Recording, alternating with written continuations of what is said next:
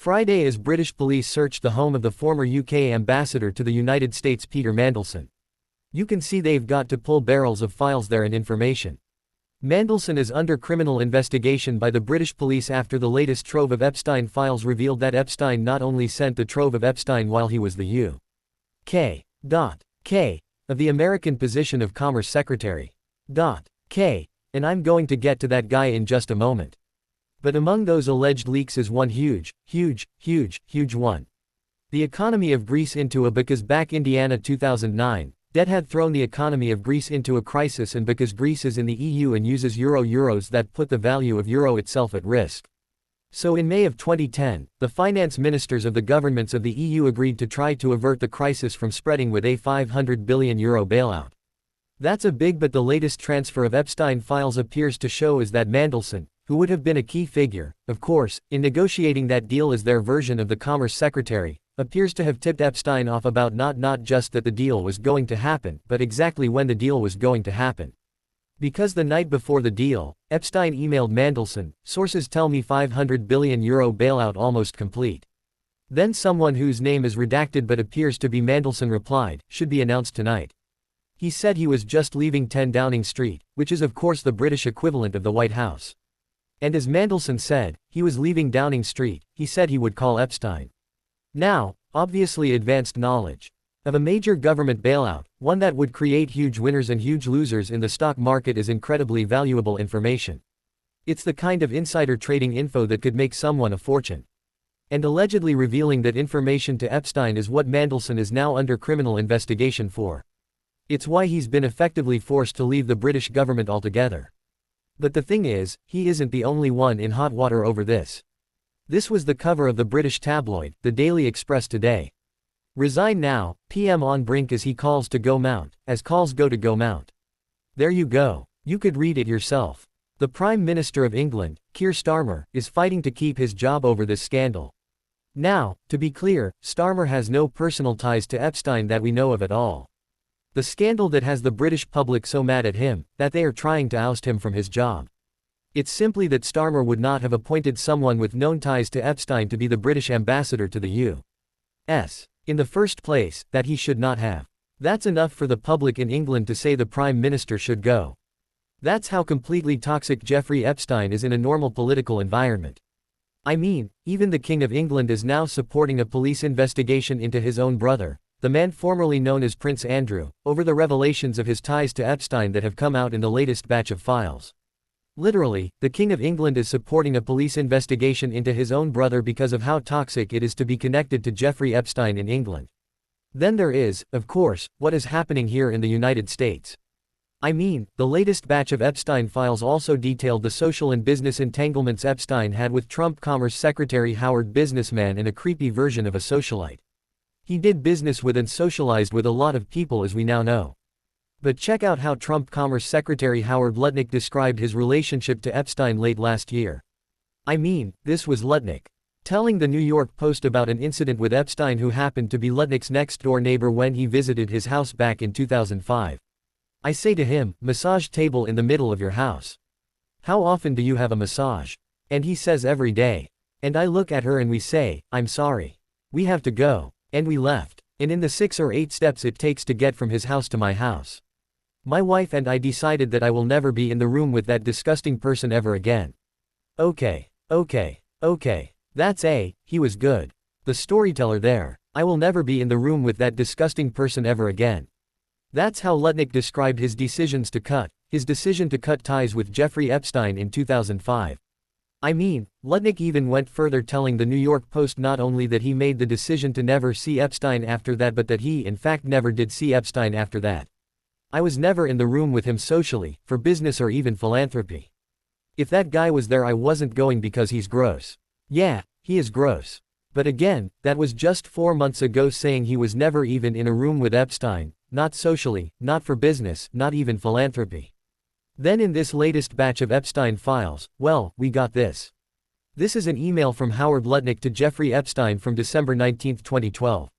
And yes, if you're doing the math, it is 7 years after Lutnick claims to have cut Epstein out socially, to have been disgusted by him, to think he's gross, in which Lutnick arranged to have lunch with Epstein on Epstein's private island, saying, quote, "Hi Jeff. We are landing in St. Thomas early Saturday afternoon. Where are you located? What is the exact location for my captain? Does Sunday evening for a dinner sound good? I have another couple with me on my boat. Each of us has 4 children, 2 16-year-olds, 2 14-year-olds, a 13-year-old, a 12-year-old, an 11-year-old, and a 7-year-old. Thanks, Howard." Epstein then replied, quote, "Come Saturday or Sunday for lunch, ? And gave the exact location of his island.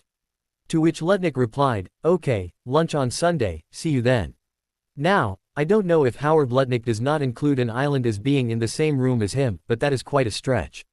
That all seems pretty social to me. Now, when the New York Times confronted Lutnick about the existence of those emails, Lutnick said he could not comment on the island visit because he had not seen the latest Epstein documents. Now, that wasn't exactly the question, was it? I'm guessing anyone would remember taking their family to an island with a known predator, I would think. Lutnick told the Times, quote, "I spent 0 time with him," and then Lutnick hung up on the reporter. Today Senator Chris Van Hollen held Lutnick's feet a little closer. Lutnick was testifying to the Senate. He was testifying to the Senate, and this time Secretary Lutnick seemed to remember a lot more about that trip. Secretary, the visit to Jeffrey Epstein's private island. I did have lunch with him as I was on a boat going across on a family vacation. My wife was with me, as were my 4 children and nannies. I had another couple with, they were there as well with their children, and we had lunch on the island. Again, there's a lot to unpack there, taking your children to the island with Jeffrey Epstein and nannies, lots, but we don't have time for that. Again, it's not a crime to have lunch with someone no matter how terrible they are. It's not even a crime to lie to the press, but we don't know why. Was Howard Lutnick lying? Why was he so emphatically denying he had any relationship at all with Jeffrey Epstein when he clearly did have a relationship with Jeffrey Epstein in England? Jeffrey Epstein is so toxic that the literal king of England is telling the police he will help them investigate his own brother.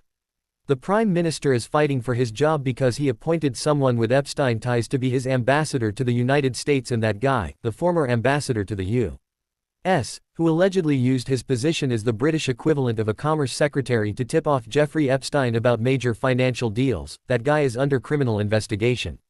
That's how England is responding to revelations about their rich and powerful in these new files. Here's how Trump's White House spokesperson, Caroline Leavitt, responded to a question about Howard Lutnick today. She was asked simply if there's been any shift in how the White House is viewing Secretary Lutnick after the revelations of his ties to Epstein. Not a hard one. Here was the response. No, Secretary Lutnick remains a very important member of Trump's team, and the president fully supports the secretary. He does. I mean, sometimes saying fully support is a death nail, but I don't think it sounded like that the Trump administration is trying to just sweep all of this under the rug. And I don't just mean the mystery of why Howard Lutnick was lying about his ties to Epstein, I mean all of it, the Epstein files altogether. Yesterday, members of Congress finally got to see what the Department of Justice was claiming were the complete unredacted files. Democrat R.O. Khanna and Republican Thomas Massie have been some of the members spearheading the fight to release the Epstein files, for they were some of the first to go down to the Department of Justice themselves to look at those supposedly UN redacted files. And here's how Congressman Khanna described that visit. "We spent about 2 hours there, and we learned that 70 to 80% of the files are still redacted. In fact, there were 6 wealthy, powerful men that the DOJ hid for no apparent reason." Now, after uncovering those 6 names, Congressman Khanna then used his speech and debate privileges, which protect him from being sued over anything he says on the House floor, to name some names. These men are Salvatore Navora, Zorab and billionaire businessman, Les Leopolda, Sultan Ahmed bin Sulayem, CEO of Dubai Ports World, and billionaire businessman, Leslie Wexner, who was labeled as a co-conspirator by the FBI. Now my question is, why did it take Thomas Massie and me going to the Justice Department to get these 6 men's identities to become public? And if we found 6 men that they were hiding in 2 hours, imagine how many men they are covering up for in those 3 million files. MSNOW is trying to reach all 6 of the men Congressman Khanna named for a response. So far, only Les Wexner's legal representative has replied, saying he was a, quote, source of information about Epstein and was not a target in any respect.